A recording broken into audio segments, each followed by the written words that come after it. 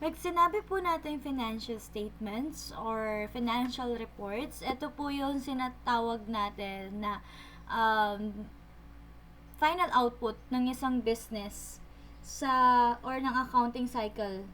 Itong financial statements din po ang ginagamit ng ating mga users ng financial data like the internal and the external users sa paggawa ng desisyon for the company. So, katulad ng mga investors, mga management, ganyan, very important sa kanilang financial statements because it would show the profitability of the business, its stability, as well as the liquidity of the business.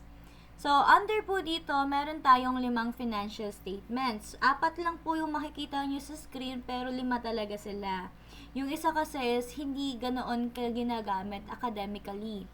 So, Statement of Financial Position, also called as the balance sheet.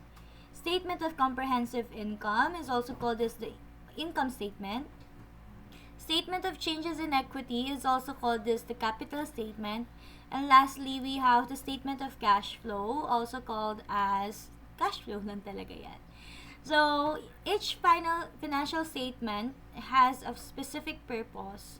Kumbaga, mas madidiscuss natin to pagdating ng financial analysis part. But for now, focus muna tayo sa kung paano gumawa ng financial statements.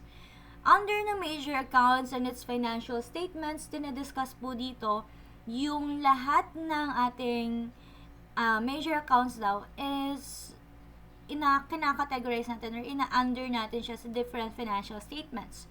For example, assets, liabilities, and capital are under ng financial position or balance sheet. Revenue and income ay under ng revenue, income, and expenses ay under ng income statement. And the capital and withdrawals, pati net income, ay under naman po ng changes in equity or the capital statements. Very important po na alam ninyo kung paano sila i-identify sa isa't isa.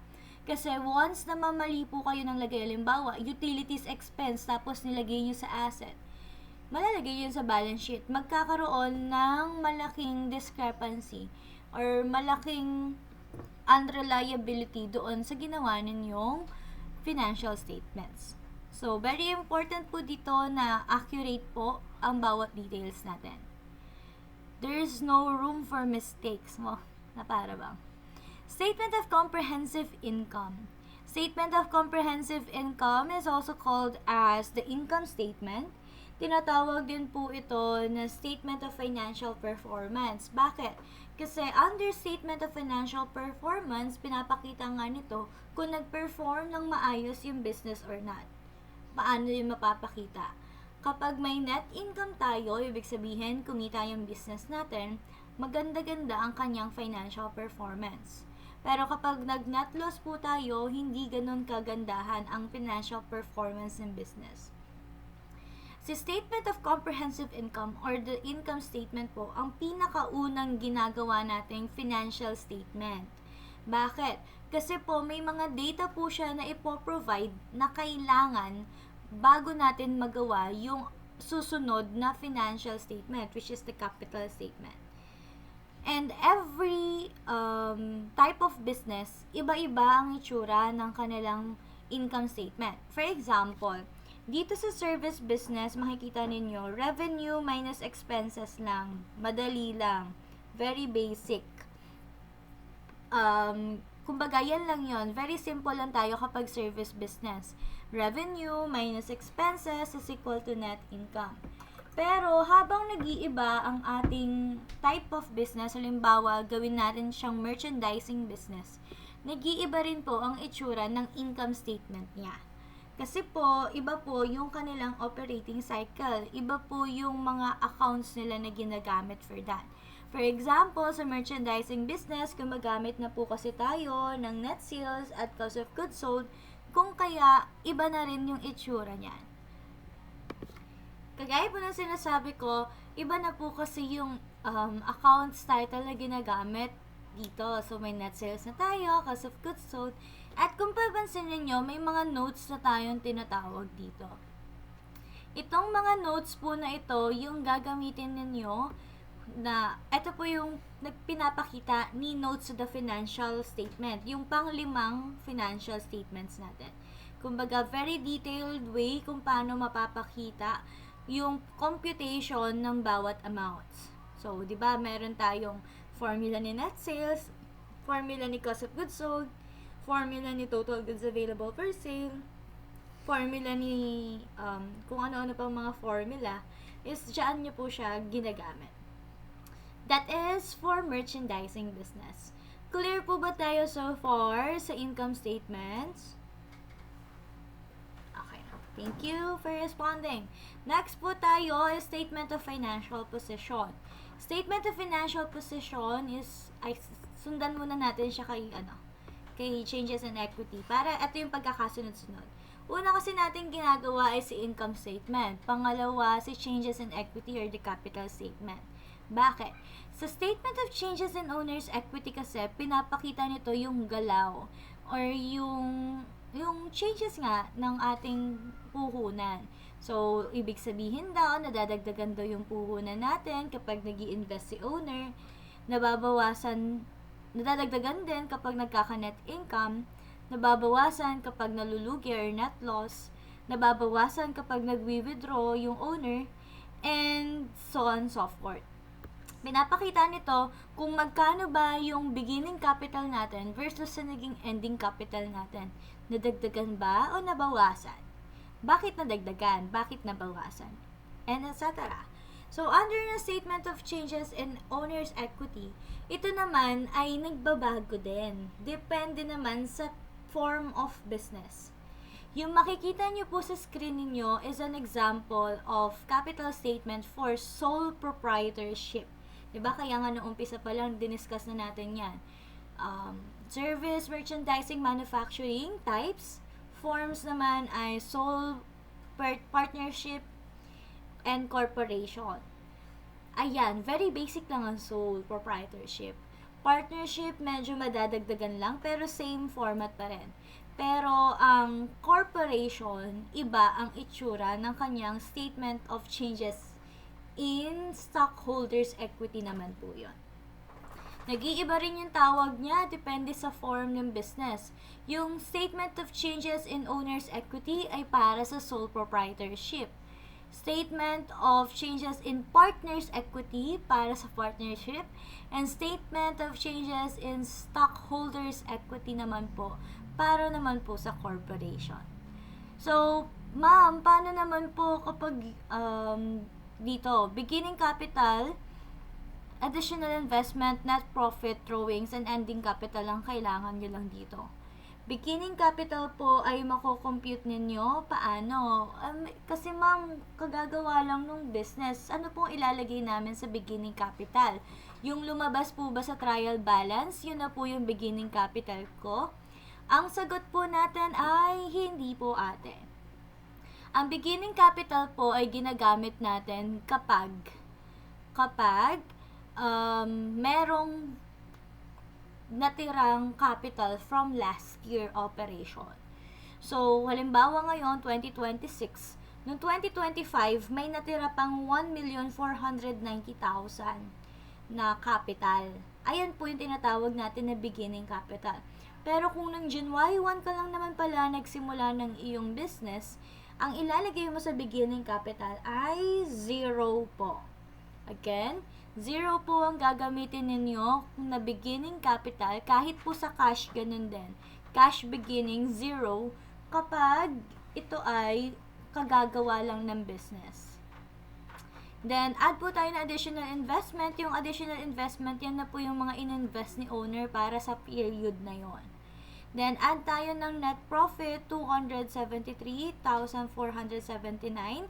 Yan po yun, sinasabi kong importante na mauna si income statement. Kasi kung wala si income statement, wala kang mako-compute na capital statement. Dahil wala kang mapoprovide kay net income. So, income statement muna, then statement of changes in owner's equity. Then after that, get non-total and then less drawings to get the ending capital. As you could see, pagdating kay changes in capital statement at income statement, ang gamit po natin ay for the year ended. Lagi po tayong gumagamit ng for the kapag income statement at capital statement. Bakit? Kasi po, ang pinapakita po niyan, kaya siya for the, is yung kinita mo para sa period lang na yon. Kung baga, ngayong 2026, buong 2026, eto yung kinita ko. Buong 2026, eto yung nagbago sa capital ko. Hindi siya mula-simula. Unlike kay cash flow at kay balance sheet. Kasi po, kay balance sheet at cash flow, ang gamit natin ay as of. Ayan. As of December 31, as of February 28, and etc. Ganun po. So, clear naman po ba tayo kay statement of capital statement? Okay. So, next po tayo ay doon naman tayo kay balance sheet or financial position. Under financial position is pinapakita naman nito yung lahat ng pagmamay-ari ng business natin. Pinapatunayan niya na ang assets ay equal lagi sa liabilities plus equity. Pinapakita nito yung balances ng bawat account at a specific date. Kaya po siya as of. Kasi nga, at specific date, ganito yung amount ng cash mo. Ngayong araw na to, ngayong April 24, ang cash ko, 0. Sarah yan, Chess. Ayun po. So, it shows the company's asset, liabilities, and equity po. Kung kaya, mga current balances nila as of that moment. So, dito po kay financial position, pinapakita niya nga si assets, liabilities, and equity. Ine-enlist po natin yun isa-isa and then kinakategorize natin kung under siya ng current or non-current assets. Current assets po natin, pinakabisado na rin naman po yan sa inyo dati, na kapag current assets po natin, ayan po yung mga assets natin na tingin ninyo ay mako-convert natin into cash within 1 year. On the other hand, non-current assets naman ay yung mga assets natin na tingin nyo ay tatagal ng more than a year. So, current assets po natin, ina-enlist natin, then we will get the current assets, total current assets. Non-current assets, tinototal natin to get the total non-current assets. As you can see here, medyo mas complex kasi ito naging example natin. Meron tayong allowance for bad debts and accumulated depreciation. They are both contra assets. Ibig sabihin natin ng contra assets, ito po yung mga value or mga accounts na nakakabawas sa value ng assets natin. Example, allowance for bad debts, nabawasan niya yung value ni accounts receivable ng 2,756. Kasi po, contra asset siya. At ang kinokontra niya is si AR. Kung kaya, ang lalabas dapat sa balance sheet is yung tinatawag natin na net recoverable value or the NRV. Ibig sabihin, ito lang yung mare-recover kong value out of that accounts receivable. Because according to conservatism theory din, hindi natin pwedeng i-overstate ang ating assets. Kung kaya, ibinabawas po natin siya as of that date. Clear po ba so far, everyone? Any question po muna? Wala. Ayaw niyo magsalita kasi naka-video. Kunwari pa kayo. Tamang react kayo dyan, ha? Next po tayo, we have liabilities and equity. Kagaya lang din po ng ating assets ay dapat inihihiwalay po natin ito from non-current at current assets. It's just that this time, pare-parehas kasi silang current liabilities. At dahil pare-parehas silang current liabilities, ayun, sinama-sama ko na lang siya dyan. Since same lang din naman na total liabilities tsaka total current liability. After nun, we will get the equity. Sa equity naman po natin, inilalagay po natin dyan yung ending capital na nakuha natin doon sa capital statement. So, as you can see here, 1719424 is just the same as 1719424 ng ending capital. Hindi po natin gagamitin yung balance na nakalagay po dun sa trial balance for capital. Is that clear? Yun, wala na silang reaction. Sige. Again, ulitin ko, under po ng itong ating capital, no, ang gagamitin nyo po diyang balance is yung ending capital po natin doon sa capital statement. Kasi kapag hindi po yun yung ginamit ninyo at ginamit ninyo yung nasa trial balance, pustahan tayo hindi yun magbabalance. Kapag na-balance yun gamit yung capital doon sa may sa may trial balance, tapos, na-balance ninyo, anong magic yung ginagawa ninyo? Baka naman kasi kamag-anak nyo si Harry Potter. Anyway, yun po siya. So far, any question? Okay. Move on po tayo sa paggawa ng financial statements.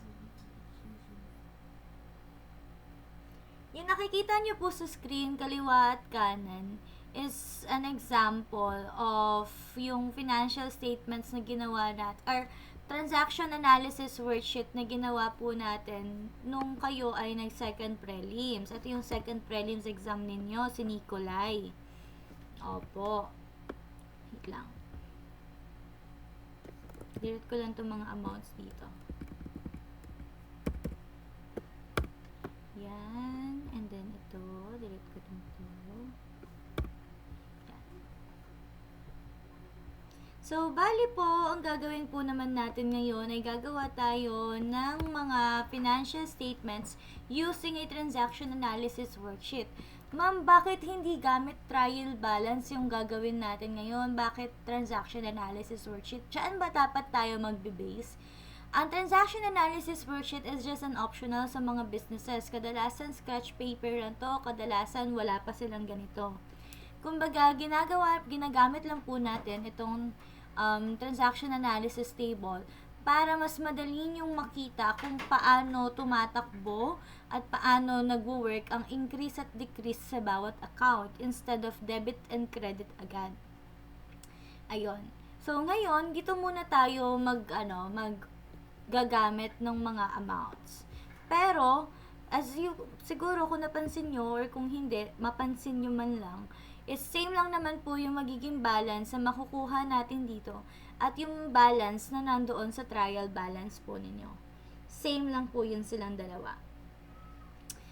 So, under po muna tayo, kagaya ng sinabi ko, ang unang ginagawa natin dapat is income statement. Under income statement, ang titignan lang natin is yung capital tsaka yung ating notation. Pag sinabi nating service revenue dito, saan makikita? Dito lang po yan. Hanapin nyo lang siya dyan. Mahahanap nyo rin. So, may una na tayo nakitang service revenue, 75,000. And then, yung pangalawa is yung 50,000. Scroll pa tayo. If may makita pa tayo, wala na. So, 75,000 plus 50,000, that is 125,000. Wait lang.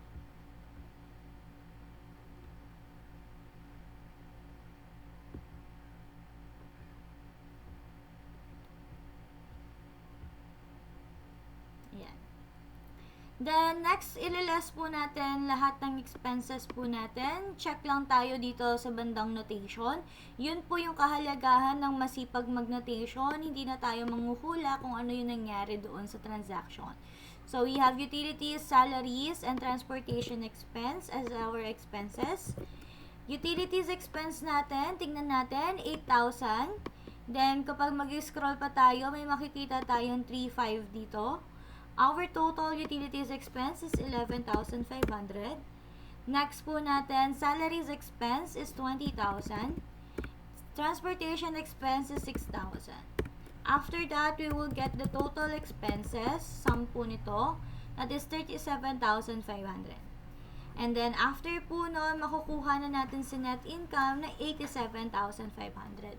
Ma'am, paano ko po malalaman kung net income or net loss po yung aking na-compute? Net income po yan kapag positive, net loss po yan kapag negative. Clear po ba so far? Sa paggawa ng financial statements, tandaan meron tayong tatlong heading. Name ng company, pangalan ng financial statements na ginawa ninyo, at yung date. Since this is an income statement, ang gamit natin sa pangatlong line ay for the. Next naman po, ang gagawin natin is si capital statement. Kagaya ng sinabi ko sa inyo, headings muna, pangalan ng company, pangalan ng financial statements, at yung date. Kaya po tayo for the period ended dahil ito po ay capital statement. Need natin ng balance for beginning capital. 0 po ang ilalagay natin dahil this is just a startup company. Katatayo lang nitong mga panahon na to. Additional investment, 300,000. Tatanong nyo ako, ma'am, pwede po bang tanggalin na lang yung beginning capital? Wala na lang pong beginning capital dyan. 0 naman po kasi. Pwede naman po yun. Walang problema. Net income natin. So, kailangan ng value ng net income. Kaya ako po nasabi na kailangan una muna si income statement bago si capital statement. Kasi kapag inuna nyo si capital statement, wala kayong malalagay dyan kay net income. So, kailangan una muna si income statement. Sum natin to, and then after nan, we will get the beginning capital tsaka yung mga changes or totals. Withdrawals natin, scroll tayo dito. Meron tayong Nicolay drawings, 20,000. Lagay lang po natin dito. So, we will get the ending capital of 367,500. Clear po ba so far? Statement of changes in equity or capital statement? Also to add up, kung makikita nyo po dito, yung capital natin dito sa ating transaction worksheet analysis is dapat same lang po yan ng magiging balance ninyo sa capital statement. 367,500, dapat dito 367,500 din po. Clear po everyone? Okay. So, we're done with capital statement and income statement. Next is our balance sheet or the statement of financial position. Very basic lang to. Once na alam mo yung classification ng bawat accounts or line item mo. So, dito, we have cash, accounts receivable, and supplies. They are all current assets. Pansinin nyo dito, as of na po yung gamit natin na heading sa pangatlong line because we are doing balance sheet. Under ng cash, hanapin natin yung balance. Ayan. So, we got here 177,500, 15,000 for accounts receivable, 20,000 for supplies. After that, get mo lang yung sum nitong tatlo to get your total current assets.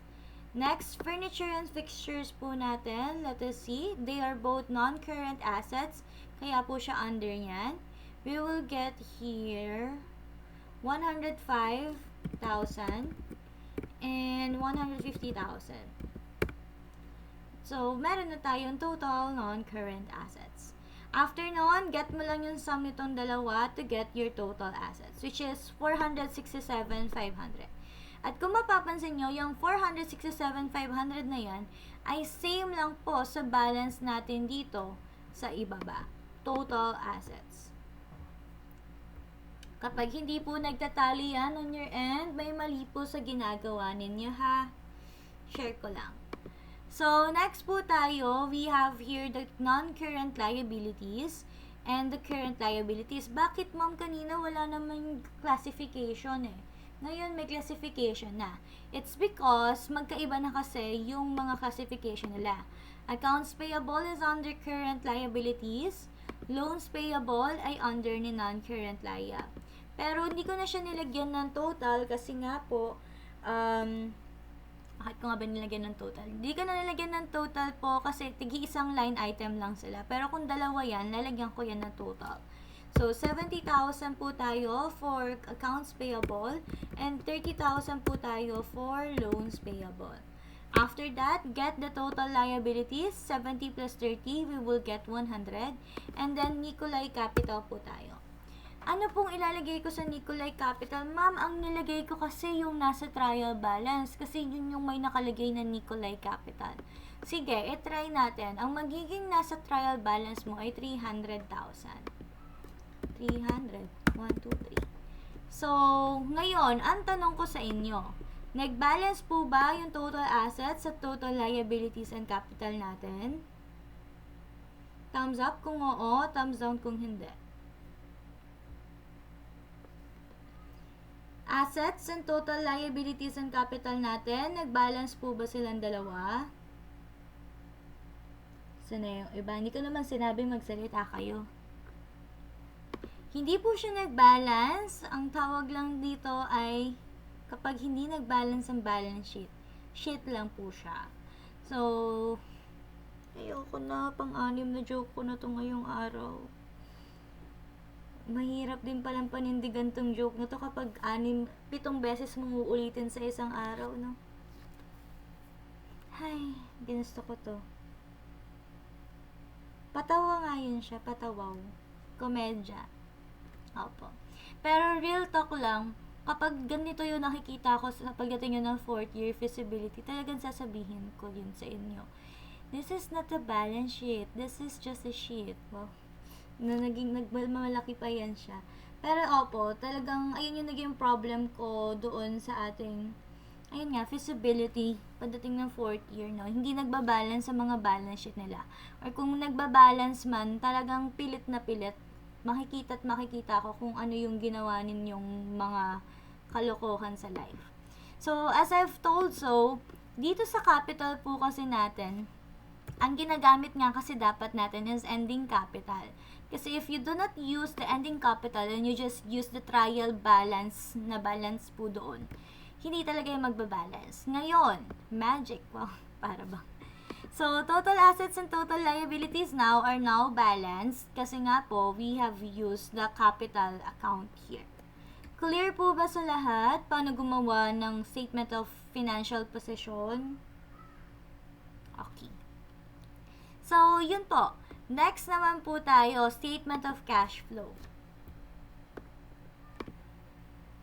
Ayan, under naman tayo ng statement of cash flow. Hindi talaga cash flow yung gagawin natin, but it is just identifying kung paano nyo ma-produce yung data na kailangan ninyo para sa cash flow. Diba nga, under ng cash flow, ang concern lang naman natin is the inflow and the outflow of the cash. So, meron kasi talaga yung dalawang method. We have the direct and indirect method. So, yung kumbaga yung naturo ko sa inyo is just the direct method kasi sa indirect medyo complicated siya on your case. So, under direct method kasi kinukuha lang natin yung literally the transaction itself. Pero kapag indirect kasi, may mga ibig sabihin yung bawat account. So, halimbawa, kapag nadagdagan yung accounts receivable, inflow siya. Kapag nadagdagan si nadagdagan si accounts receivable, nadagdagan si accounts receivable, outflow siya. Nadagdagan si supplies, outflow siya. Kapag nadagdagan si furniture and fixtures, outflow na naman siya. Basta pag nadagdagan ng asset, outflow. Kapag nadagdagan ng liabilities, inflow. May mga ganong concepts kasi under indirect method. Kung kaya, ang tinuro ko na lang sa inyo is the literal method or the direct method po. So, paano ba yung gagawin dito? So, lagi nyo lang titignan dito sa part na to is yung cash lang po. So, itong mga ibang line item, titignan nyo siya for supporting details. For example, sa number 1, nag-inflow tayo ng 300,000. Bakit nga daw ba tayo nag-inflow ng 300,000? Ang sabi dyan ay dahil meron daw tayong investment na ginawa. So, that is, yung under na siya ng investment of the owner. Investment of the owner, 300,000. Inflow po. Then, next we have here, loans payable, 100,000. So, this is the proceeds from loan. 100,000. Next, kumbaga, inililista lang muna natin lahat ng mga transactions na nangyari at kung ano-ano yung mga ilalagay natin sa financial or cash flow po natin. Then, next, number 3 po natin is purchase of equipment. Negative 100,000. Bakit po negative 100,000? 100,000 po yun nasa equipment. Ang lagi nyo nga sabi titignan ay kung ano yung naging effect niya under ng cash. Okay? So, next number 4. Wala po siya. Pero ma'am, kasi bumili daw ng furniture and fixture. So, 'di ba investing activities 'yon? Investing activities 'yon kung may lumabas na cash. But on this case, wala namang cash flow. So, as you can see, walang effect kay cash. So, hindi po natin siya i-record under ng cash flow. Number 5 po tayo, which is purchase ng supply. So, since may record siya kay cash, this is purchase of supplies. Medyo mas matrabaho nga lang to. Ayun talaga mangyayari kasi wala kayong cash ledger. Kung may cash ledger po kayo, mas madali ang lahat. Pero mas matrabaho kasi yon pagdating sa posting naman ninyo kasi hindi kayo nag-T accounts. Ganun. Negative po ulit to. Negative 25,000. Next, we have here 20,000 cash because of Nikolai's drawing. So, ang ilalagay nyo naman po dito ay withdrawal of the owner. Withdrawal of the owner. Negative 20,000. Next po tayo, 15,000. Ang sabi naman dito sa 7, ma'am, bumili na naman ng furniture and fixtures, investing po yon. Hindi po siya under ng investing dahil wala pong cash nga nag-flow. So, skip po muna natin yan. Pero itong 35,000 ang pansinin ninyo. Medyo tricky siya pakinggan, pero ganito kasi mangyayari. Itong mga accounts, ang sabi kasi doon is nagbayad siya ng accounts payable sa number 8, 35,000. Diba pag payment of accounts payable, operating activities tayo. Kaso, ang tanong, ano ba yung binayaran niya? Para saan ba yung inutang niya? Yung inutang niya ay para sa furniture and fixtures. As you can see here, pareha silang furniture and fixtures. So, ito na po yung tinatawag natin na purchase of furniture po. Under po yan ng investing ninyo. Kahit nasa accounts payable po yan. Nasakit sa ulo, no? Yan, sinasabi ko sa inyo. Ba't ba kasi kayo nag-enroll? Nakauwi. So, negative 35,000 po tayo for this one. Number 9 po tayo. Bumili sila ng furniture and fixtures, pero hindi niya naman buong binayaran yung 20,000. 5,000 lang ang binayaran niya. So, that is another 5,000 sa furniture and furniture. So, this is negative 40,000 na po. Kasi nadagdagan siya ng another 5,000. Number 10, 75,000 for service revenue. Lalagay natin dito is collection from customers. Collection from customers po tayo. That is 75,000 inflow, kaya positive. Next is utilities paid and salaries paid. Utilities paid po natin is negative 8,000. Negative 20,000 for salaries paid. And then 50,000, another 50,000 for service revenue. Pero this time, hindi po natin siya i-record dahil on account pong ni-record siya. So, wala po tayong record dyan. Number 14 na po tayo. 14, we have here accounts payable. Kaso nga, yung mga utang natin ay may kinalaman kay furniture and fixture. Kung kaya, part po to ng purchase of furniture. Dito is negative 55,000 na po siya. Since nadagdagan ng 15,000. Next po tayo is, dito na. 15, collection of receivable. Collection of receivable po tayo, which is 35,000. Next is 16 po. This is utilities expense. So, dagdag lang po siya dito sa utilities paid. Magiging negative 11,500 na po siya. Next is transportation paid. Transportation paid, negative 6,000. Then, after nun, 70,000 po tayo for loans payable na bawasan. So, this is payment of loan, negative 70,000. Then, after nun, number 19, we got here, purchase of equipment ulit tayo, pero hindi niya binuong 50,000, 30,000 lang yung binayaran niya. So, dahil 30,000 lang, ito pong ating purchase of equipment ay magiging negative 130,000. Ay, sumobra ng 0. And lastly, we have here 5,000. Itong 5,000 is inflow. So, ito po ay dahil from refund from supplier, which is 5,000. Ayun na. So, ngayon, ang gagawin nyo na lang po is i-categorize nyo na siya each one sa kung saan ba siyang activity. Investment of the owner, financing, process from loan, financing, in purchase of equipment, investing, supplies is operating, withdrawal of the owner, financing, investing, operating, financing, and operating. So, yun po. Once na magawa nyo na yan, hindi pa yan yung mismong cash flow. So, once na magawa nyo na yan, ngayon nyo nagagamitin yung inyong format dito sa paggawa ng cash flow. Magagawa nyo na to. Clear po ba sa lahat? Cash flow po natin. Ayun. Question po tayo before we end. So, let me stop the recording para hindi marinig yung mga boses nyo.